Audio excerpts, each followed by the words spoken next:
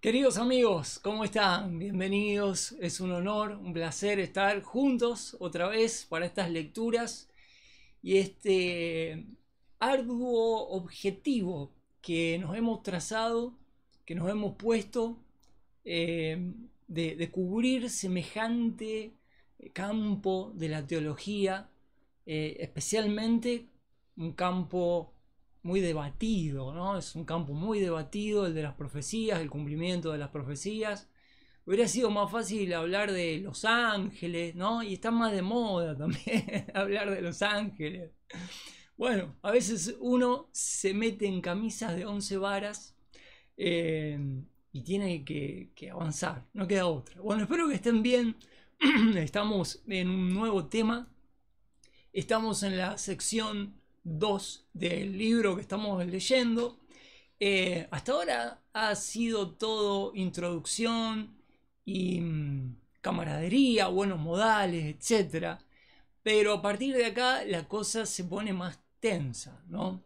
Entonces vamos a considerar una introducción a la historia del dispensacionalismo, a la historia de la teología del pacto, como para entender cuál ha sido el recorrido de estos dos enfoques dentro de la teología reformada y cómo desde un punto lejano, a través de los siglos, llegando al día de hoy, estas dos escuelas han acercado bastante ciertas posturas, han bajado el tono de la discusión, ¿no? Que es lo que uno quiere ver, ¿no? La coherencia de las verdades que tienen ambas escuelas, lo cual es tan difícil a veces reconocer cuando una persona es parte de un solo lado, ¿no? Cuando alguien representa un solo lado, una cara de la moneda, es muy difícil ver la otra. Esto es así. Entonces les propongo, les voy a leer una reseña histórica del origen de la teología del pacto y el surgimiento posterior del dispensacionalismo, a ver si podemos de alguna manera ilustrar esta verdad dentro de la teología reformada. La teología del pacto, dentro de la teología reformada, se desarrolló principalmente en los siglos XVI y XVII, aunque tiene raíces anteriores en la historia del pensamiento cristiano.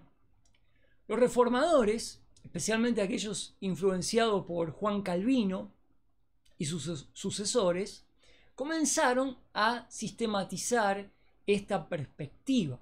¿Cuál es esta perspectiva? Bueno, los orígenes iniciales se encuentran más que nada en Calvino 1509-1564. Es considerado Juan Calvino un precursor de la teología del pacto, aunque no desarrolló un sistema formal de la misma.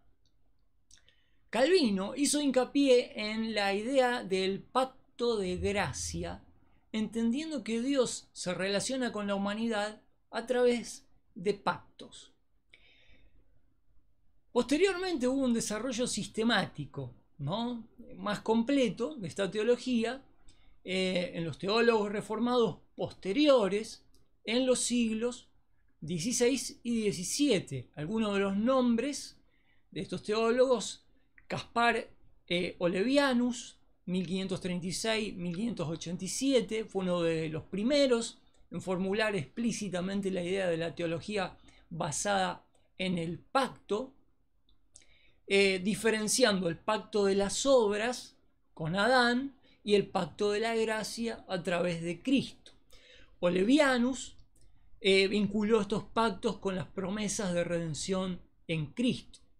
Posteriormente, siempre dentro del siglo XVI, Zacarías Ursino, un colaborador de Olevianus, desarrolló en el Catecismo de Heidelberg esta teología.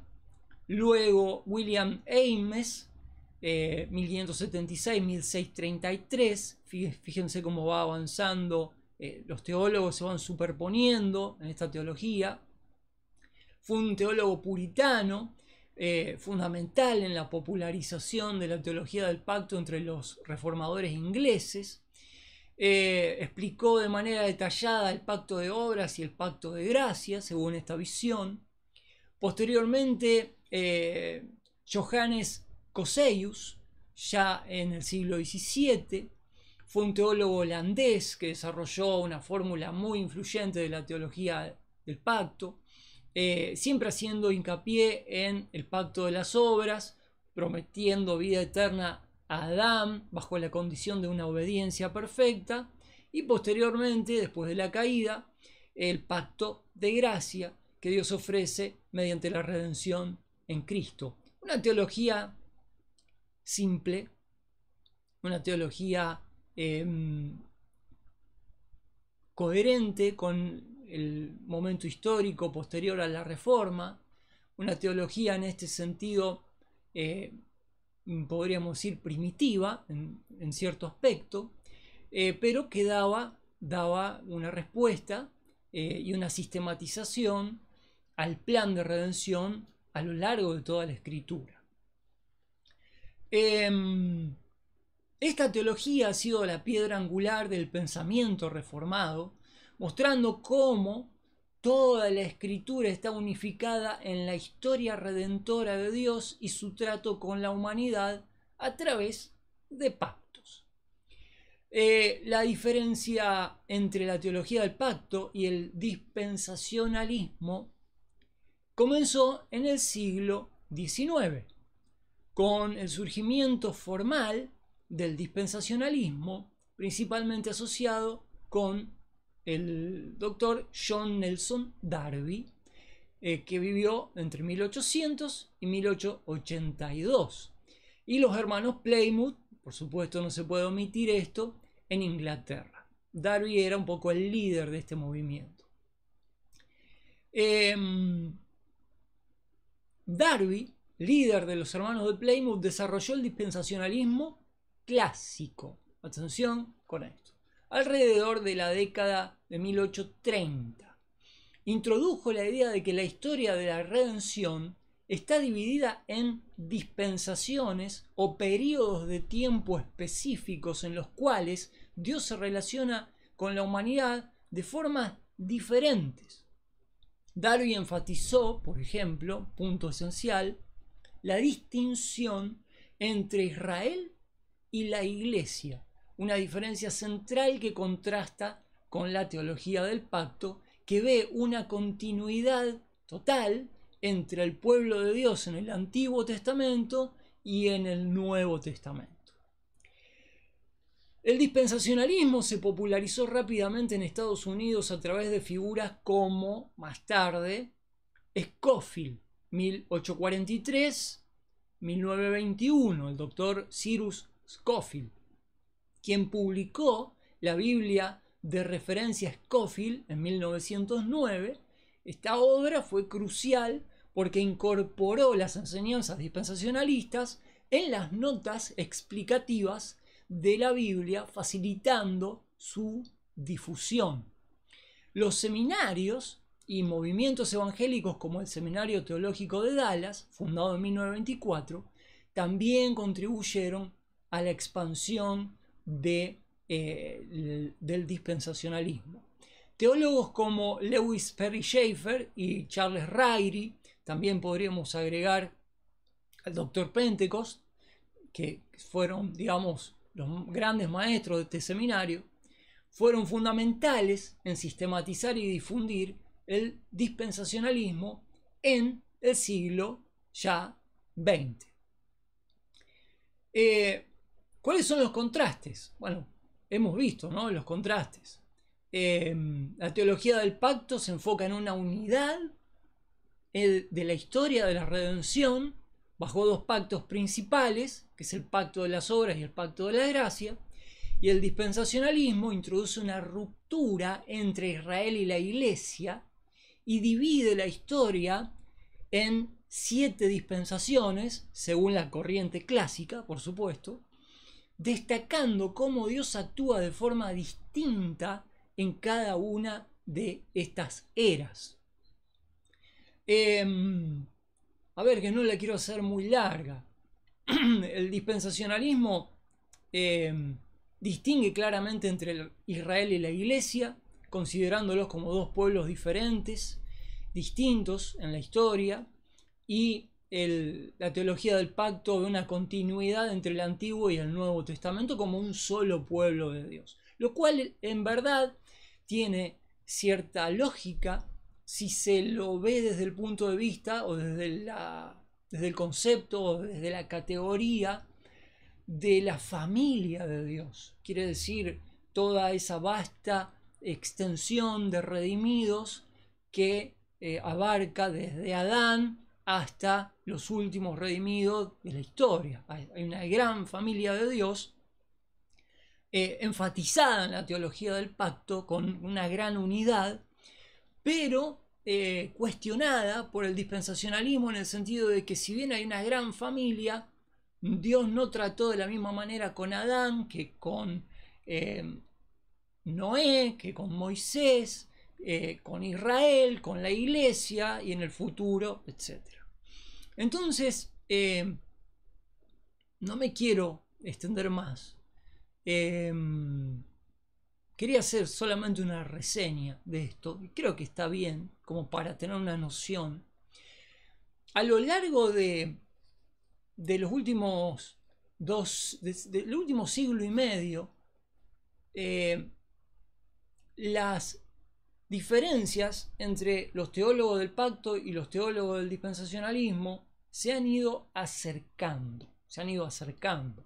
Hoy por hoy, dentro del Seminario Teológico de Dallas, que en algún momento defendió el dispensacionalismo clásico, se enseña el dispensacionalismo progresivo, ¿no? Hay una serie de matices ya entre estas dos posturas, tanto de un lado, los teólogos del pacto como los teólogos del dispensacionalismo han logrado algunos puntos de vista en común, si bien hay algunas diferencias. Fundamentalmente la diferencia pasa porque Israel y la iglesia no se ponen de acuerdo en esta cuestión. Yo personalmente considero que Israel y la iglesia son muy diferentes, pero hay más puntos de vista en común, y hoy por hoy ya han matizado algunas posturas. Los teólogos del pacto se dan cuenta de que esa pretendida uniformidad entre el Antiguo y el Nuevo Testamento no es tanto. Hay que hacer una diferencia entre la ley y la gracia, por ejemplo, entre otras cosas, ¿no?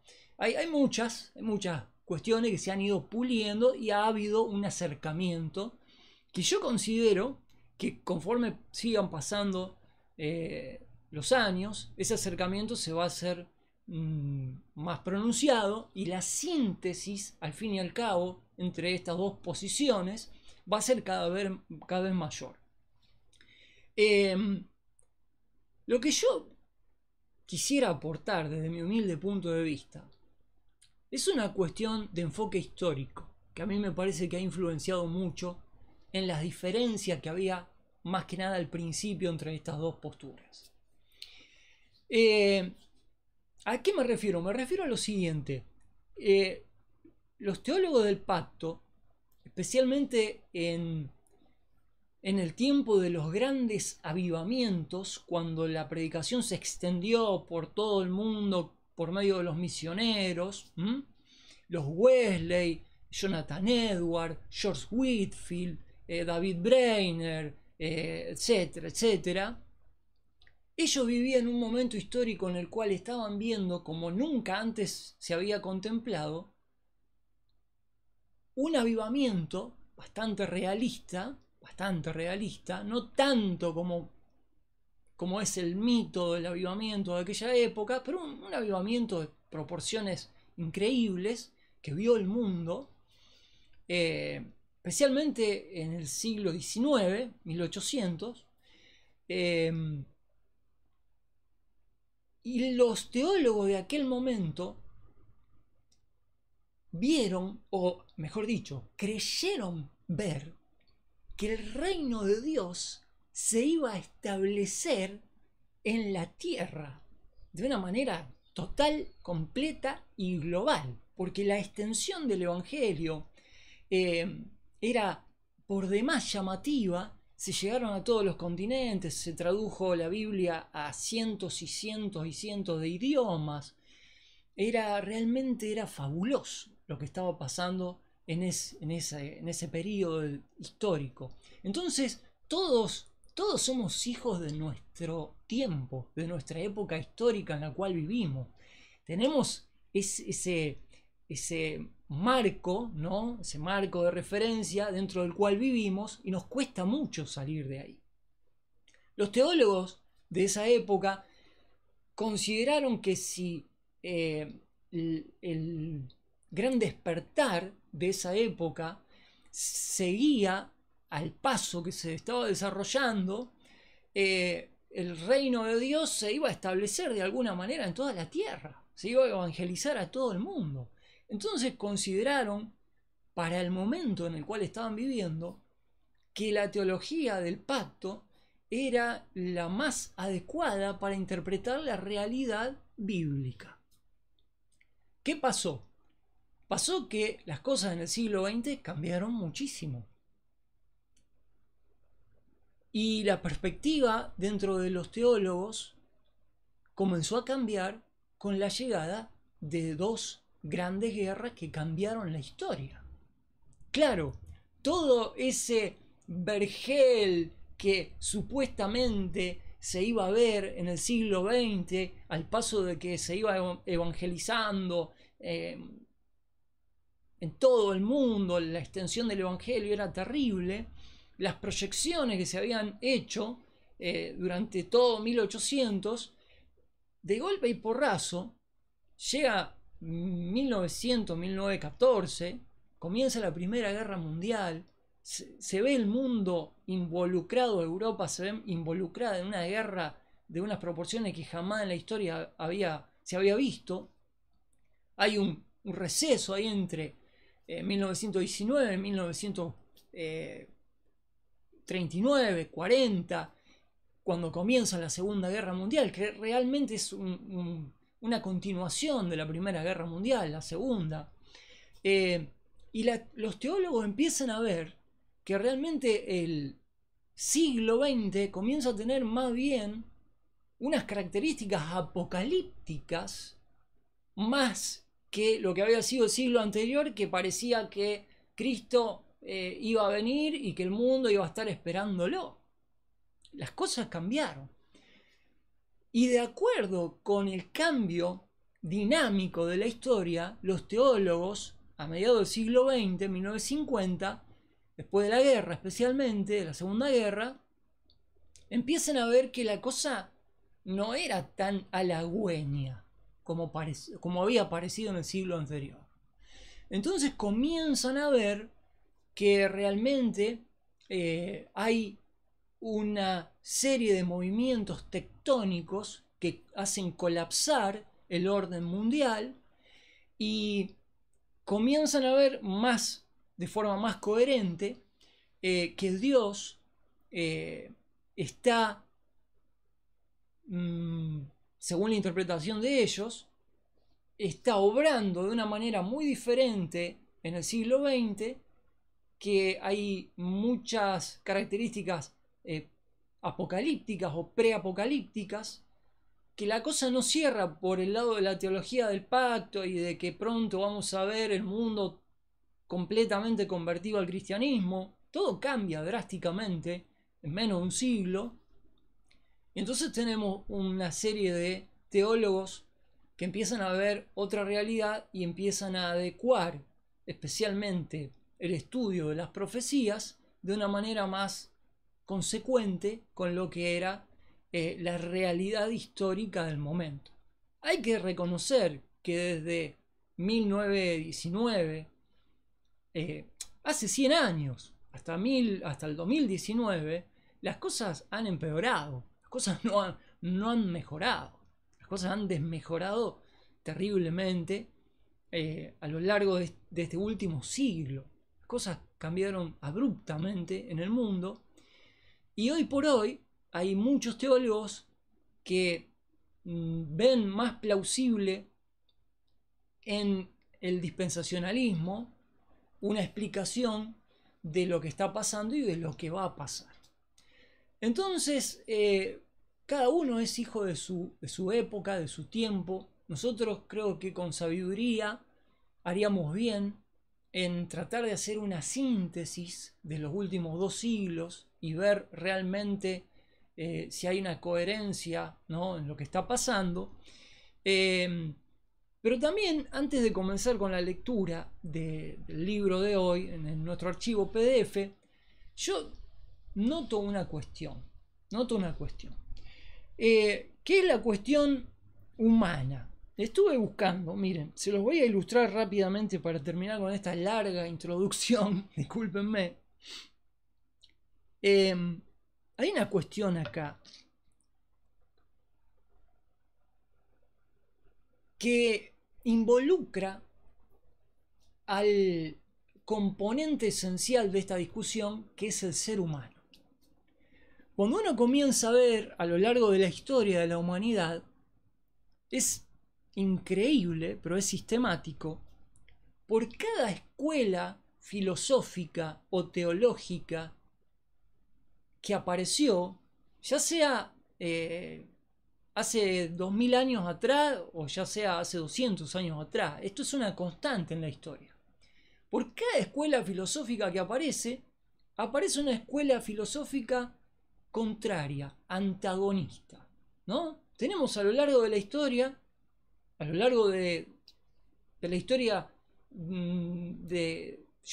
podríamos empezar citando las escuelas de Grecia, de Roma y de todo el periodo post-Imperio Romano, hasta el presente, hasta tiempos modernos y tiempos contemporáneos. Siempre que hay una escuela, que surge una escuela con una tesis, surge la otra con una antítesis, y posteriormente a la gran discusión que hay entre estas 2 escuelas, hay una síntesis. Esto lo formuló Hegel. Hegel no es santo de mi devoción, pero tenía razón. En su dialéctica hegeliana, él dice, miren, la historia es dinámica, viene una escuela enseñando A, aparece una escuela enseñando B, la tesis, la antítesis, de la cual se puede hacer una síntesis, y de esa síntesis se puede plantear una nueva hipótesis, a la cual seguramente va a surgir una nueva antítesis, de lo cual se podrá hacer una nueva síntesis, y así ad infinito. Entonces, esto es verdad, y el elemento humano, aún dentro de la teología, es la causa que separa o que une. Entonces, yo pensaba, por ejemplo, un par de ejemplos nomás históricos: el racionalismo y el empirismo. 2 escuelas que se debatieron, que se mataron entre sí. Búsquenlo un poquito: racionalismo y empirismo. Llega Kant y dice, bueno, escúchenme, entre el racionalismo y el empirismo, que se están matando, podríamos hacer una síntesis. ¿Por qué? Porque él dice, en cuanto a la teoría del conocimiento, es necesario reconocer que es importante tanto la razón como la experiencia. Sin la razón y sin la experiencia, te quedas manco. Es importante que estas 2 escuelas, racionalismo y el empirismo, confluyan en un punto para darnos un punto de vista más ecléctico, más completo, más superador, dijo un político, ¿no? Lo cual es verdad. El idealismo y el realismo es otra realidad. El idealismo y el realismo pasó lo mismo. Se debatían como si fueran verdades autoexcluyentes, ¿no?, que solamente una podía coexistir, una podía existir y la otra no.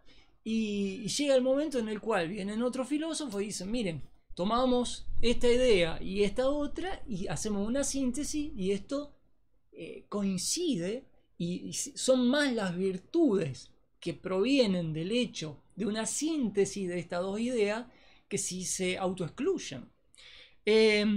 Pasa lo mismo con el liberalismo y el comunismo, ¿no? En China se ve claramente hoy una fusión de estos dos sistemas, liberal y comunista, digamos, dictatorial, y estas dos realidades coexisten dentro de este imperio que hoy es el principal socio comercial de todos los países del mundo, China, ¿no? Tiene ahí una fusión entre liberalismo y comunismo. Y así tengo un montón de ejemplos de escuelas desde la llegada de la era moderna hasta la actualidad. Esto se ve muchísimo. La teología del pacto y la teología dispensacionalista no son una excepción a esta norma. Yo lo veo así. Se pueden, cada una ofrece un cúmulo de verdades que coinciden. Entonces, yo no voy a ir por el lado de pararme en una de las dos veredas estas. Ya basta de ismos. Tratemos de ser más sabios, más inteligentes y de ver la coherencia que hay de las mejores ideas de estas dos escuelas. Que dicho sea de paso, lo repito y termino con esto, a lo largo de las últimas décadas han acercado posiciones reconociendo sus lados más flojos, ¿no? Bueno, esto es lo que hay que hacer. La grandeza de reconocer que uno no tiene toda la verdad y que parte de la verdad que uno está buscando está en otra escuela que no necesariamente tiene que ser antagonista visto desde ese punto de vista. Entonces, voy a ir al PDF y ahí estamos. Y comenzamos con la sección 2, los pactos bíblicos y la escatología. ¿Por qué me vi obligado a hacer esta introducción? Dicho sea de paso, quiero ver cuánto tiempo llevo. 27 minutos. Bueno. ¿Por qué me veo obligado a hacer esta introducción? Porque estamos leyendo un libro de la década de 1950, ¿no? Entonces, Pentecost va a ser categórico en su discusión con la teología del pacto. Aunque después el mismo doctor Pentecost fue moderando muchas cosas del dispensacionalismo, la retórica que nos muestra acá es bastante caliente, para decirlo de alguna manera, ¿no? Bueno, sepamos interpretar este libro en su contexto. Y vamos a empezar leyendo por los pactos y les pido que traten de pararse en una posición intermedia, la más sabia entre estados de escuela, al escuchar lo que vamos a escuchar, ¿no? Porque se van a tirar unos garrotazos bastante importantes, pero bueno, habiendo hecho esta salvedad, ¿no? Habiendo hecho esta salvedad de introducción, ya podemos entender cómo era el desarrollo. Introducción, amigos. Vamos a hacer algo breve porque no me quiero pasar de 45 minutos. Es la segunda vez que hago este video. No, perdón, la tercera. La tercera vez. Miren, la primera vez hice la introducción. Cuando terminé de hacer la introducción, vi el tiempo que llevaba grabado y llevaba 1 hora 5 de introducción. Lo borré automáticamente. En la segunda oportunidad iba bastante bien y en algún momento Carey, que no está hoy acá en este momento, se colgó de una cortina, desprendió todo. Bueno, tuve que empezar de nuevo. Pero lo que noto es que vamos bajando los tiempos a medida que vamos haciendo los intentos. Entonces, bueno, vamos a ir con la introducción de los pactos. Los pactos contenidos en las escrituras son de importancia. No está hablando de los pactos de la teología del pacto. Vamos a entrar acá. Pero no está hablando de esos pactos. Del pacto de la gracia y el pacto de las obras y de la gracia no. Está hablando de otros pactos que van a venir más abajo, pero que hoy no creo que lleguemos. Los pactos contenidos en las Escrituras son de importancia primaria para el intérprete de la palabra y para el estudiante de escatología. El programa escatológico de Dios es determinado y prescrito por estos pactos, y el sistema escatológico nuestro, dice Pentecost, siendo dispensacionalista, es determinado y limitado por la interpretación de estos pactos. Estos pactos deben estudiarse diligentemente como base de la escatología bíblica. Debe observarse desde el comienzo mismo de este estudio que los pactos bíblicos son muy diferentes de los pactos teológicos propuestos por el teólogo de estos pactos, por la teología del pacto.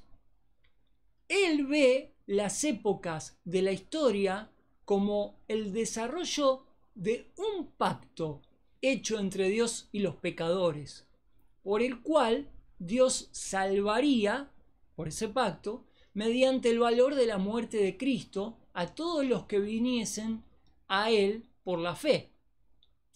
Los pactos del teólogo de pactos teológicos, pueden resumirse como sigue. El pacto de la redención, al cual ya hemos hecho referencia. Ellos citan Tito 1:2 y Hebreos 13:20. Ponga pausa y lea lo que dice Tito 1:2 y Hebreos 13:20. Yo ya lo hice un montón de veces. El pacto de la redención, en el cual, como creen generalmente los teólogos, entraron las personas de la deidad antes del tiempo, y en el cual cada una de las tres personas asumió esa parte del gran plan de redención que es su porción presente, como se revela en la palabra de Dios. En este pacto, el Padre da al Hijo, el Hijo se da a sí mismo sin mancha al Padre como un sacrificio eficaz, y el Espíritu administra y autoriza la ejecución de este pacto en todas sus partes. Esto no está mal, Esto no está mal, para nada. Este pacto descansa apenas sobre una revelación insignificante. Bueno, se citan dos pasajes acá. Es más bien sostenido mayormente, el pacto de la redención, por el hecho de parecer tanto razonable como inevitable. El pacto de las obras, proveniente de la teología del pacto, que es la designación del teólogo para las bendiciones que Dios ha ofrecido a los hombres, condicionadas al mérito humano. Antes de la caída, Adán estaba relacionado con Dios por un pacto de obras. Hasta el momento de ser salvo, el hombre está bajo una obligación que le es inherente de ser en carácter como su creador y de hacer su voluntad. Bueno, el pacto de la gracia, que es el término usado por los teólogos para indicar todos los aspectos de la gracia divina, el favor inmerecido de parte de Dios para el hombre en todas las épocas. El ejercicio de la gracia divina se hace rectamente posible por la satisfacción de los juicios divinos provista en la muerte de Cristo. Aunque hay mucho en la... Esto lo quiero resaltar, porque acá los dispensacionalistas reconocen la virtud de la teología del pacto. Aunque hay mucho en la posición del teólogo de pactos teológicos, que está de acuerdo con la escritura, y decir esto en la década de 1950 era mucho, Hoy se puede afirmar y se puede ir más allá todavía. La teología de estos pactos es funestamente inadecuada para explicar las escrituras escatológicamente, ya que ignoran el gran campo de los pactos bíblicos que determinan todo el programa escatológico. El autor arriba mencionado, que es Schaeffer, dice: los términos teológicos pacto de las obras y pacto de la gracia no ocurren en el texto sagrado. Bueno, dispensacionalismo tampoco ocurre en el texto sagrado, ¿no? Si han de sostenerse, deben ser completamente aparte de la autoridad bíblica. La teología reformada se ha construido mayormente sobre esta invención humana, bastante fuerte, ¿no?, de los dos pactos. Ve la verdad empírica de que Dios puede perdonar a los pecadores solo por la libertad que se obtiene mediante el sacrificio de su Hijo, prevista en el viejo orden y realizada en el nuevo, pero la teología deja de discernir completamente, la teología de los pactos, la teología reformada, deja de discernir completamente los propósitos de las edades, las diversas relaciones de Dios con los judíos, con los gentiles y con la iglesia, con las obligaciones humanas características y consecuentes que surgen directa e inevitablemente de la naturaleza de cada relación específica con Dios. Acá este párrafo, Schaeffer argumenta que, bueno, a ver, está bien, estamos de acuerdo con que Cristo, el sacrificio de Cristo es la base de la redención para todos los hombres de todas las épocas, pero reconozcamos que esto no explica la escritura profética, la escatología, y tampoco se detiene en analizar las diferentes relaciones que Dios tiene a lo largo de las edades. Una teología que no penetra más profundamente en la escritura, sino que descubre que en todas las edades Dios es inmutable en su gracia hacia los pecadores penitentes y construye la idea de una iglesia universal que continuará por las edades sobre la sola verdad de la gracia inmutable, no solo está haciendo caso omiso de vastas esferas de la revelación, sino que está cosechando la inevitable confusión y mala dirección que engendra la verdad parcial. Acá Schaeffer dice, miren, yo lo diría de esta forma, si tuviera que simplificar este párrafo. La teología del pacto está bien de entrada, ¿no? Establece una base sólida y fundamental que es, fuera de Cristo no hay redención para nadie en toda la historia. Ok, ahora bien, a medida de que vemos el desarrollo de la historia de la redención, vemos que hay complejidades que la teología del pacto no quiere o no alcanza a discernir. Y se nos hace necesario un sistema que penetre más profundamente en algunas realidades para dar una explicación coherente con la complejidad que se demuestra a lo largo de la historia. Yo lo diría más o menos así. ¿Qué sé yo? Yo no soy teólogo. Bueno, a ver cómo estamos de tiempo. A ver. 40 minutos. 40 minutos. Bueno, un cachito más. ¿Me bancan un cachito más? Vamos a ver. Este estudio, pues... Ahí estamos. Este estudio, pues... no se ocupa de los pactos contenidos en la teología reformada. Este capítulo, que la sección 2 del libro, acuérdense que este libro tiene 7 secciones, estamos en la sección 2, Este estudio, el estudio de los pactos, no se ocupa de los pactos contenidos en la teología reformada, sino más bien de los pactos determinativos expuestos en las escrituras. Determinativo existe en la lengua castellana, es algo que tiene la capacidad de determinar algo, ¿no? Suena raro porque no se usa mucho, se usa más determinante, pero determinativo también va.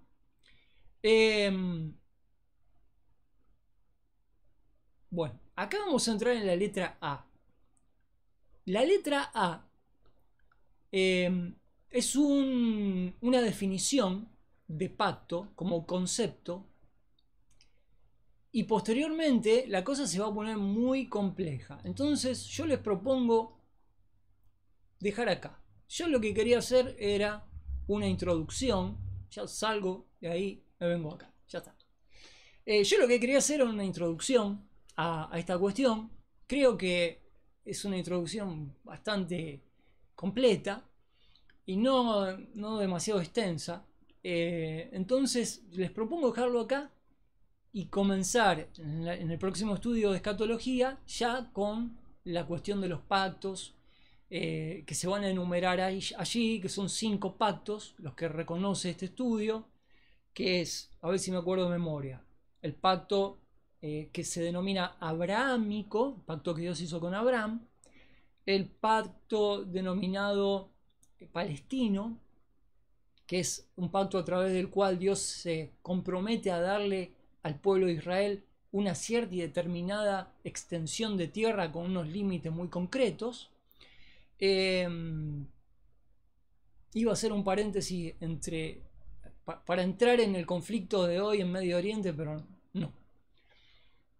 El pacto davídico denominado, que es el pacto que Dios hace con David, prometiéndole que de su descendencia no solamente vendría el rey de Israel, sino que también nunca faltaría alguien que se siente como rey a juzgar Israel en el reino futuro. El nuevo pacto prometido a Israel, y ahí es donde hay que darle la derecha un poco a la teología del pacto, porque la iglesia es beneficiaria de ese nuevo pacto. Cristo, cuando establece la cena, la última cena, habla de este es el nuevo pacto establecido en mi sangre, dice, pero ese nuevo pacto estaba en Jeremías 31. Entonces hay que hacer un acercamiento, ¿no? Hay una continuidad, ahí hay una continuidad. Por más que haya diferencias, yo sostengo las diferencias entre Israel y la iglesia, hay cosas que hay en común allí, y ya vamos a entrar en eso. Y el quinto pacto, que es muy diferente a los otros 4 pactos que mencioné, porque estos 4 pactos que mencioné son incondicionales, es el pacto de la ley, el pacto con Moisés, la ley mosaica, ¿no? Que es un pacto condicional destinado a regular la relación entre Israel y Dios en un determinado periodo de tiempo. Cuando llega el apóstol Pablo dice, miren, ese pacto terminó, tenía una función que era traernos a la gracia y ya fue cumplido, tenía un objetivo, un propósito, una meta, y ya fue alcanzado en el desarrollo del plan redentor, y ahora estamos en otra esfera del plan de Dios, y Pablo desarrolla mucho eso. Pero bueno, vamos a entrar en esa cuestión más detalladamente en el próximo encuentro, amigos queridos.